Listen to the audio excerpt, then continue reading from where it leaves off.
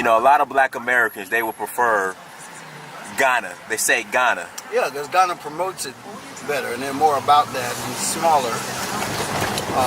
Of course, they got independence 3 or 4 years before most of the other states in 1957. Nigeria is October 1st, 1960. And I think other than Liberia and Ethiopia, all the others followed, unless you want to call the White Republic of South Africa. Which, you know, it wasn't until Mandela came out, they had that ANC government. But almost everybody else is 1960, 61, 62, 63, all the way up to Zimbabwe, 1980, right? But I know you were discussing how, and I said it as well, that once Nigeria gets together, the whole black world, once Nigeria is successful, the whole black world will experience success. Will follow suit. Exactly. We got 200 million here. Right. And what they call Nigerians, it's a Latin word that means black area, by the way. Okay. What the black Aryans are, they scour the entire earth for money or making a living, whatever. Anywhere you go, you find a Nigerian. Just about. Right. In some cases, you can go to a small Greek island, for example, and the only good restaurant on the island will be owned by some Igbo guy from Nigeria, you know, and doing things top rated. So, yeah. Most of the tribes of Africa ended up here. Okay. Either in modern or ancient times, for that matter, because if you trace the pharaonic line of Kemet, who the Europeans call Egypt. Right. It comes back to West Africa, to the Dogon tribe and the Telebesi Mountains, and of course, here the weather is much better, and naturally all the tribes of Africa ended up here, if they were travelers at all, no matter how long ago it was. If it wasn't for the slave trade, Nigeria would have 1 billion people, man. Think about it. Yes. It's 200 million now. When I came in 1988. So you've been here since 1988? Yeah. As a black American? I came in 88, yeah. And in 89 they had the census. It had 88 million people in 1989. Now there's 200 million. Wow.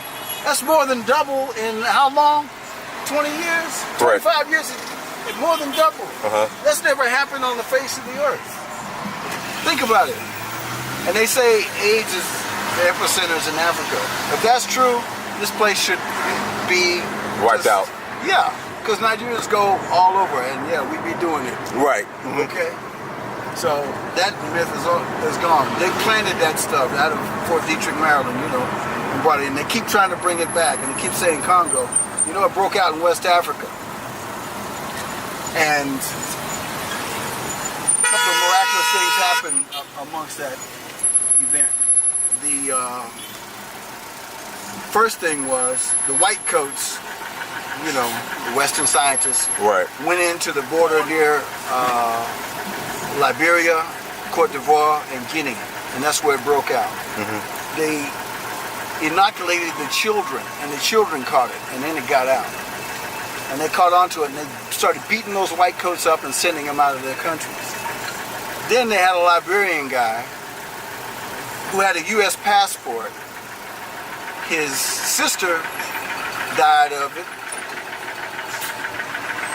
He supposedly handed her and buried her. And then he goes and says he wants to be treated. He gets in the Monrovia airport to fly to Nigeria. And they got him on CCTV here. Yeah, go on. And at the time, there was a doctor's strike, a medical strike going on. Now, he has a U.S. passport. He wants to be treated. Why doesn't he fly his ass to the U.S. and be treated? Right. I don't know. Yeah. And he said he used to work in the Ministry of Finance. Go. I know. They're blocking me.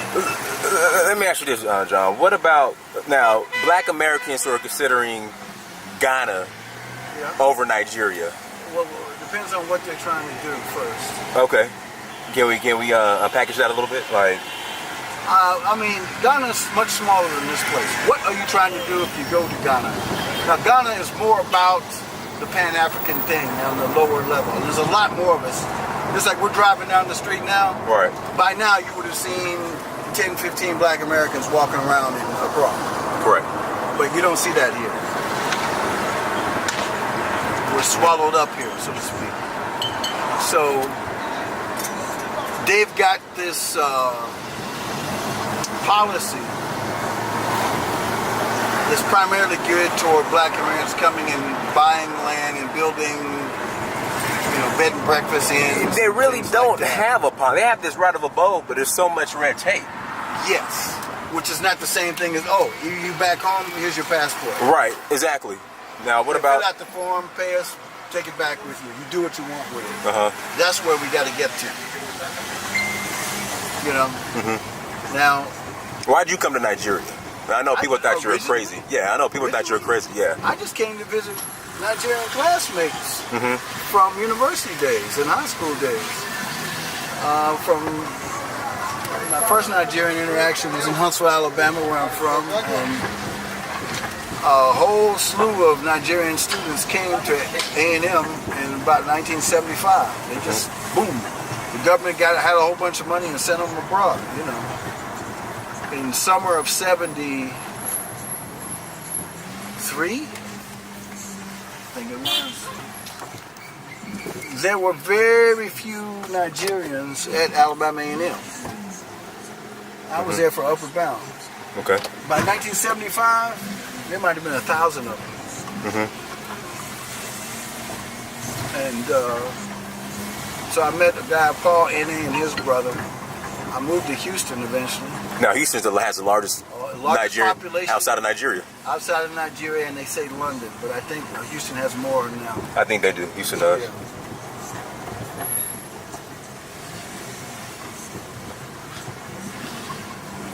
This fella's house, this White House here. Right here? Yeah. This Okay.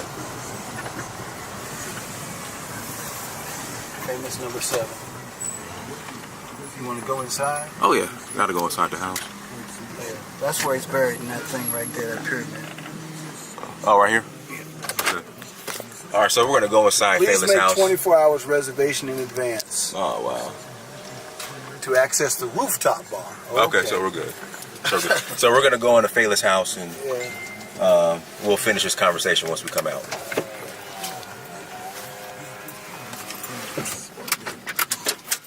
There was a wall all the way here, and that was the property. In those days. Let you know we're recording, by the way. Yeah. We gotta finish our convo. So we're leaving the Fela museum. Fela. I'm sorry. That's my American accent. A lot of them did. Even the promoter that came and took fella in 89, 90. Did you put the light in the back? Yeah. Okay, cool. All right, cool, perfect. Okay, I'm going to go out this way instead of that. We were just speaking on Ghana or Nigeria. You chose Nigeria. Yeah. And a lot of people would think, because of the bad reputation that Nigeria has, the bad stereotype, which I'm changing. I want to change that bad stereotype. 'Cause I absolutely love Nigeria. Yeah. I love Nigeria. If it wasn't for Rawlings, Ghana would be in pretty sad shape, in my personal opinion. Okay. But you know what he did, obviously, right? What'd he do? He did a coup against his superiors. Right. After they caught him and put him on trial for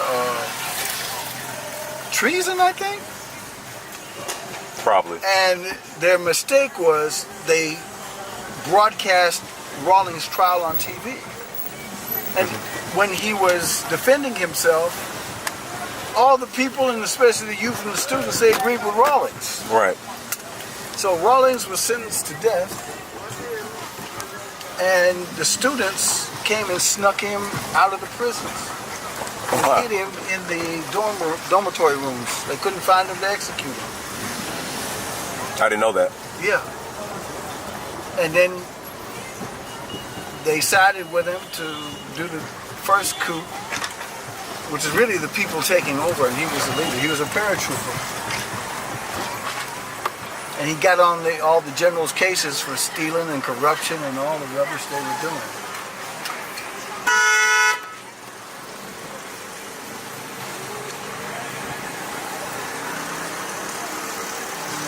So he did a coup and then cleaned the military out. He did not retire. He didn't promote himself any further than what, staff sergeant or whatever. Flight lieutenant. He kept the same rank. And then he said, okay, I'm going back to school. And he let the civilians come back, am I correct? Yeah. And then they messed up. So he came back.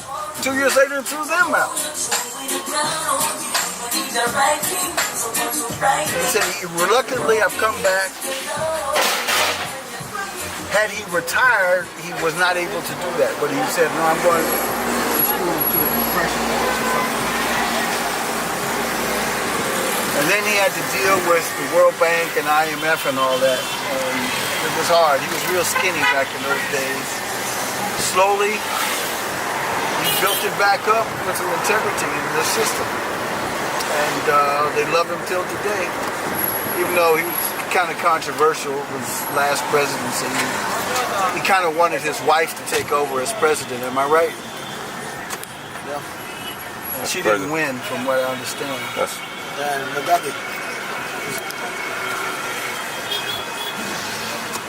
We'll figure it out. Yeah, green is not working. So Nigeria is much, much, much larger. Ghana has what, 27, 28 million people. Right. And this one has 198 officially, but by the end of the year there'll be 200 million. So the sheer numbers tell you the story. Now Ghana and what's now called Nigeria, formerly called Slave Coast, sold a lot of us. Right. 50% of the transatlantic slave trade came out of was Slave Coast, now called Nigeria.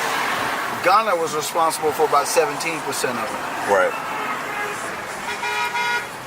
They kept better records. What kind of, I guess, issues have you faced here, or any issues at all, or any problems or issues trials, just in general, just any problems or trials or issues or frustrations, you know? Well, yeah, I mean, I can make an epic film out of just my ordeals. Okay. If I put me and a handful of other black Americans together, our stories, man, it would be hilarious and funny, and you cry through, you know, from some of the idiosyncrasies. Right.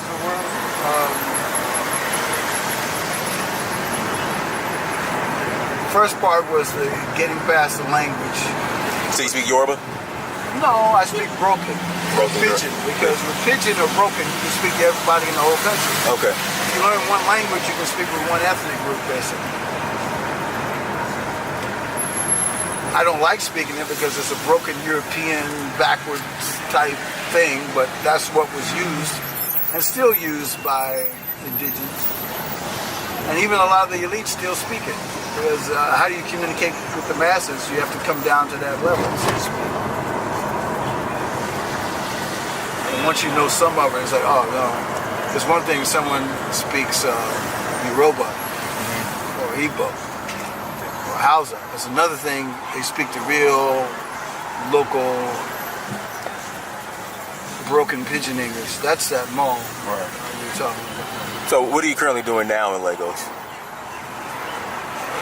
Yeah, I thought you knew. I'm trying. Well, I know. I'm just saying the people, you know, who are watching.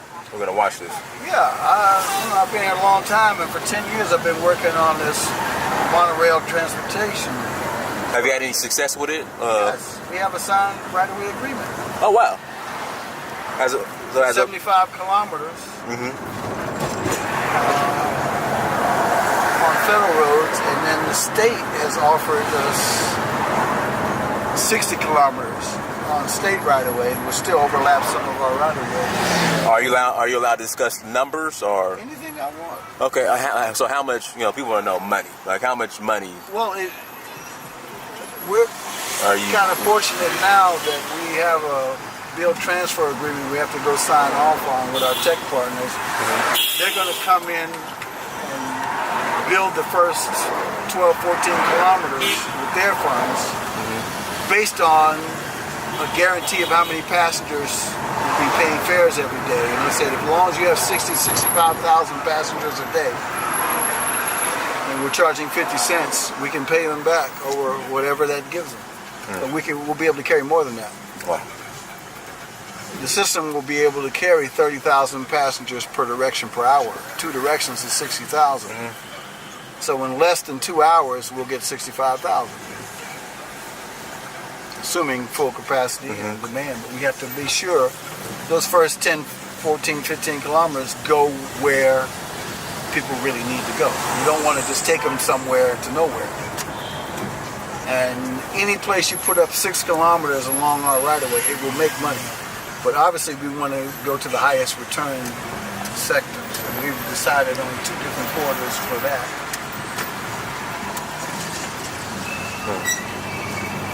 It's a matter of do we start on state right-of-way or federal right-of-way or do both? So as a black American who's considering relocating to Nigeria over Ghana or Senegal or Kenya, like what would be your advice? What is that person or group trying to do? And I'll give you an answer. Other than Okay, there you go. here. Okay. What okay, do they want to do? Okay. And then I would just say, generally, okay, I would say Nigeria to a point, but what do they really want to do? Now I would say, go here rather than there. So what do that person want to do? Okay.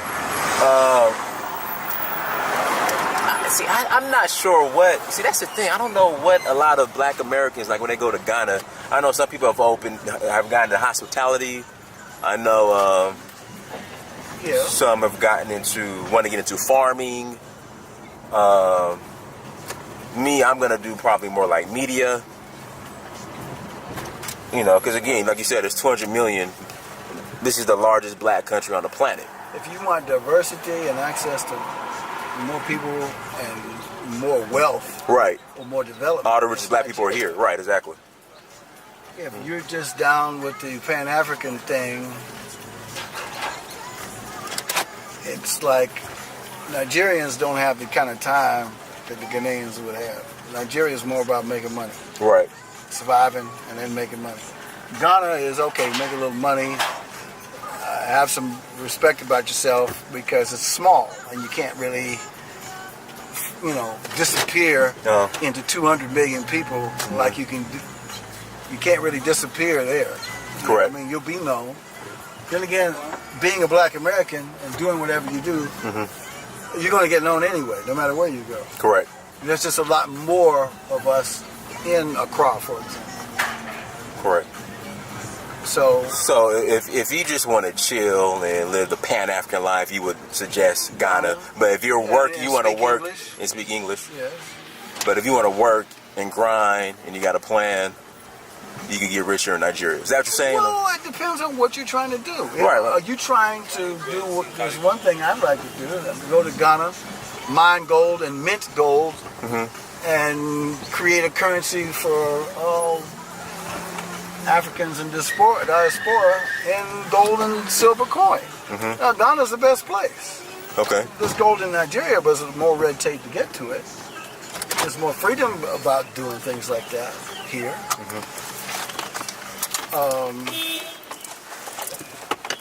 But like I said, what are you really trying to do? Do you want to be able to, on a moment's notice, get on a nonstop flight to the States? We could do that out of both.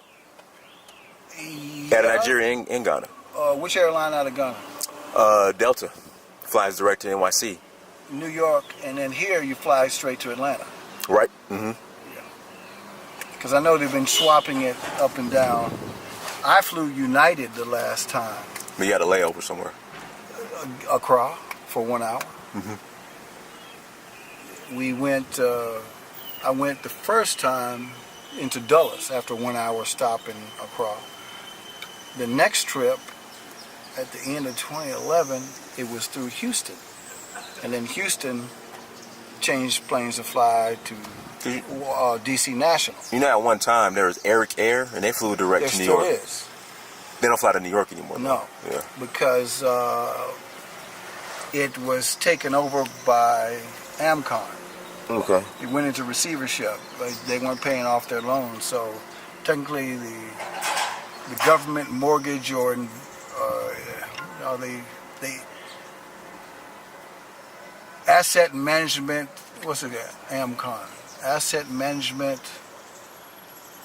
company of Nigeria. Mm-hmm. Yeah. So if you have a big loan, you don't pay, and it has infrastructure or major implications to the economy, Amcon comes and takes your stuff over.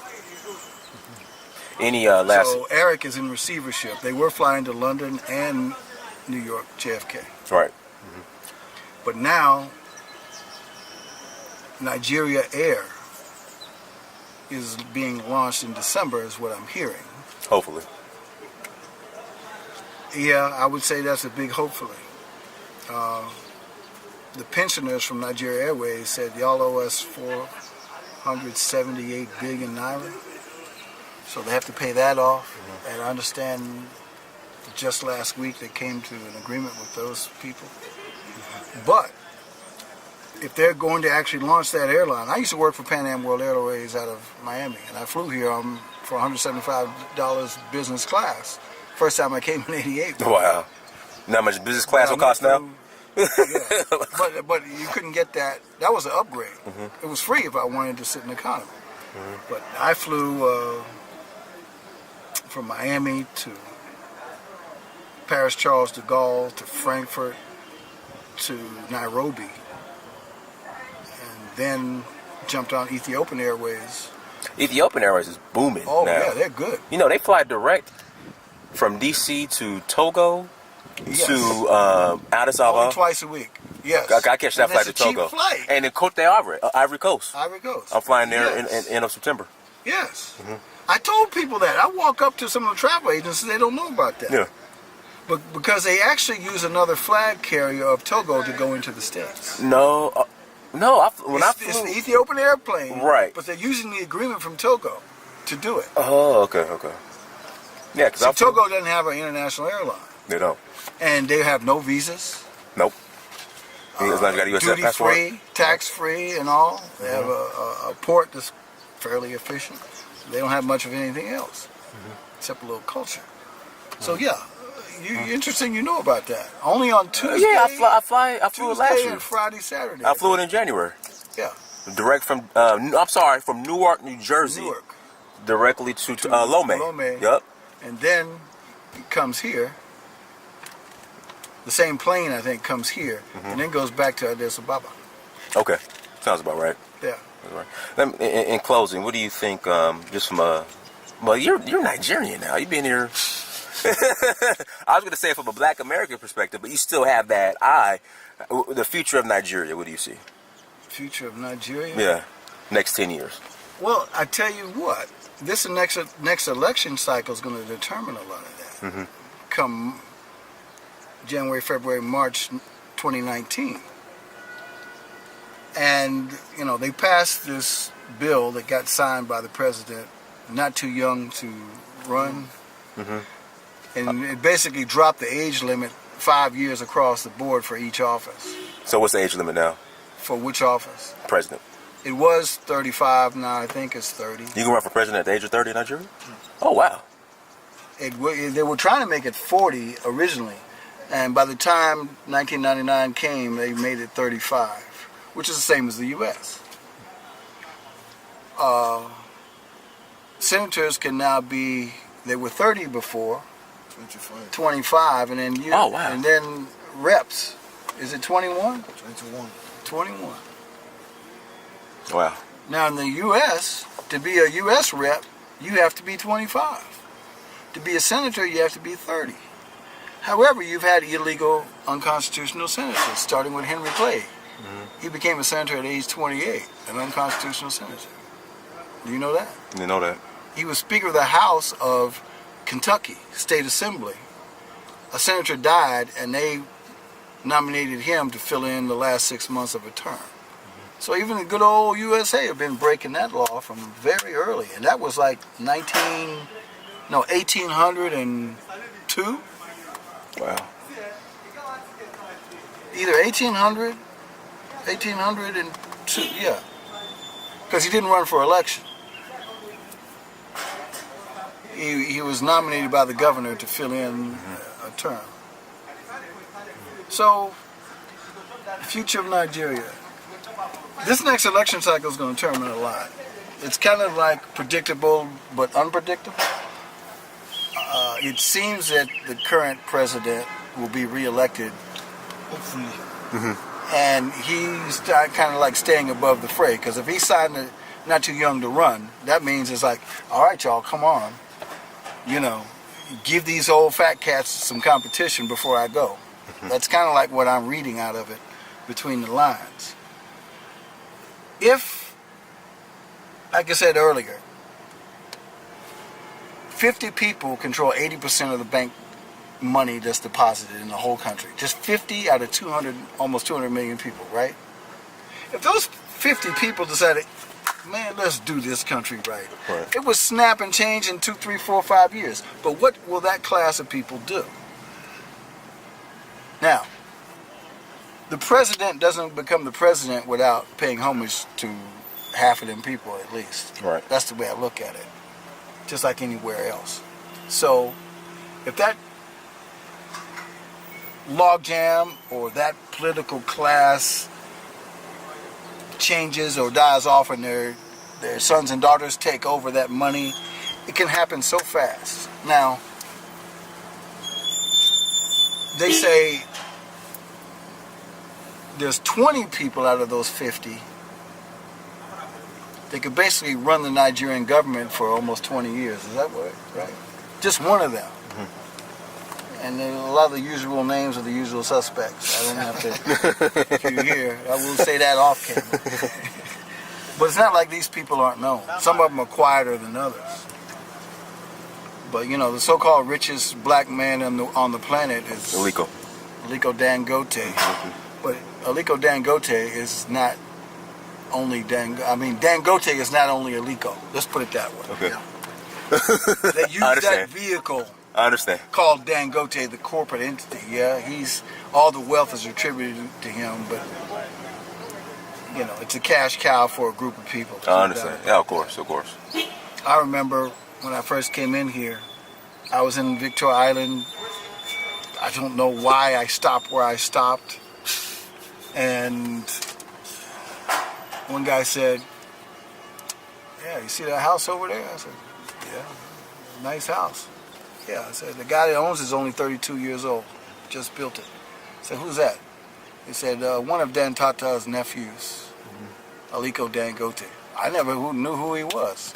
Now, how do you get that kind of wealth at age 32? He was already wired in, and most people hadn't heard of this guy. Well, they said his father was rich.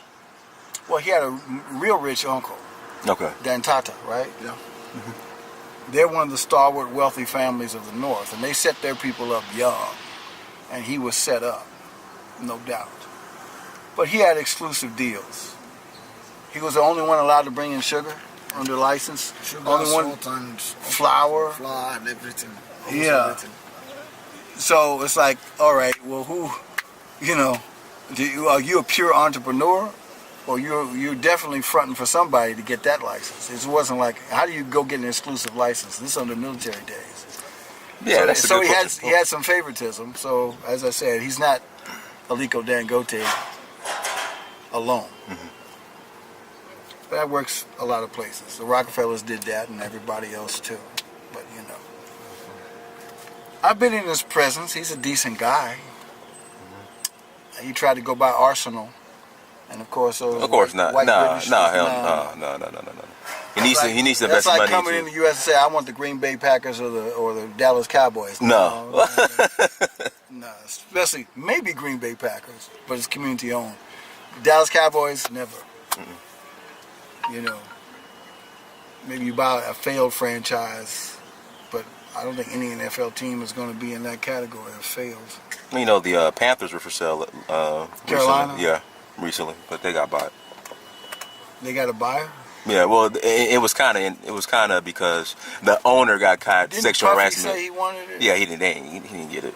Yeah, money. well, he just jumped up and said that. Yeah.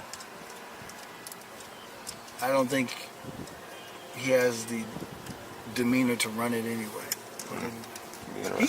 Who else said that? It was Puffy and Steph Curry, or so, like a whole Puffy and somebody else are going to get together. Was LeBron involved? No. But I know Puffy's the one that made his mouth. You know, LeBron started if they came over here and started some type of league, how successful it would be. There is the Africa NBA League now. There's a Nigerian guy that owns the franchise and is sanctioned by NBA. Huh. So each country has a team. Well, not each, but several. I didn't know that. Yeah, and they're trying to get rights for broadcasting it, I think, this next season. Now, that's separate from the FIBA League, Federation of International Basketball Association. Mm-hmm. But there is a Africa NBA, or NBA Africa, Africa National Basketball Association, I think is what it's called. So I think there's like 12 teams, and they've only had like one short season, and that was only with 6 or 8 teams. But this next season coming, whenever it starts, it's supposed to pick up and go from there. Now, I have a friend, if you were still around, named Oliver Johnson. Coach OBJ is his nickname. He was a basketball coach at ABU Zaria campus for a long time. He's been here since 1969. Wow. Black American. He's married to a Yoruba lady here. He got Lou Alcindor before he became Kareem Abdul-Jabbar to come in. Him and Nate Archibald and what's the guy's name? Oscar Roberts. Okay. They came and played in 1972-73 when he was with the Milwaukee Bucks before going out to the Lakers. So he and others have a long history. Oh, I told you about Lee Evans. He's my friend. 1968 Olympic gold medalist award. Yeah. He's here. His bags are in my bedroom. Oh, he moved here, or is he visiting? He's been coaching on and off here since 1975. That's a track guy, right? Yeah. Double gold medalist. Mm-hmm. World record holder in the 400 meters and the 4x4 for over 22, 23 years. He's here. Mm-hmm. He coached Cross River State to their scholastic, high school, if you want to call it that, secondary school, state team, 5 national championships in a row. He got the governor to invest just 1% of his entire budget into youth and sports development. And they went through every school, scoured the whole state of Cross River, which is where Calabar is. Mm-hmm. Matter of fact, you need to go there if you haven't gone. Cross Rivers. Yeah, you need to go there if you haven't gone. It was the first capital of Nigeria. But that's southeast, right? Southeast, if you want to call it that geographically. Okay. But they have a carnival at the end of the year. I heard about that, yeah. It wasn't so good this last year. Mm-hmm. People were complaining. I was there 2 years ago, and I'm glad I went. Bands and culture, dancers, etc., come from all over. Brazil, Ethiopia, Tanzania, South Africa. Matter of fact, the South Africans are pretty bold. Their girls come and dance topless just like they do in the culture of South Africa. Mm-hmm. And, the governors will be watching and of course they will. acting like British, They say, okay, aren't you doing African culture? And they come bring it to you, and then you get kind of this about it. But yeah, that is probably the best event culturally in Nigeria that has nothing to do with religion that you should come to. Okay. And hopefully this year they'll bring it back up. My understanding is that the current governor didn't really win the election, and they were thinking about going to court and blah, blah, blah, so he didn't just throw money around. That's what I'm hearing, but I don't know. I'm not there. But that, if you go to Calabar, the weather's different. It's actually tropical forest, but it's built up and nice and clean. The air has a lot more oxygen in it, and so does the water. It's like it's alive. It really is. No pollution. Very clean overall. Too much emphasis statewide has been put on Calabar versus the rest of the state, though. But at least they've done that, you know. And there's some historical ties to slavery. 1/3 of all the slaves were exported from Port Calabar. Wow. Out of the 50%, etc. So that's another history to itself. Lagos is projected to have 27 million people. Jesus, the state or the city's the state, or is it the state, which is mostly the city. 27 million, right now 23.5 million. By the end of 2020, they're saying 27 million. Goodness. By the year 2030, 37 million. By the year 2040, 51 point something million people are projected to be in this metropolitan area. Infrastructure rise. Right. That's why I'm working on that. Okay. If we don't act and get that, it'll implode on itself. Because right now, when it rains, am I right? Or if there's a breakdown on one of the main arteries of a bus, oh yes, forget it. You might as well turn around and go back home, depending on where you have to go that day. So, if that part is solved, this city can survive. And it looks like we're going to do it. It has to. It has no other choice. Too bad you weren't here for the conference. My bad. We were in. You missed a treat. I recorded the audio. I don't have a video. Yeah, I would have brought the camera, but we were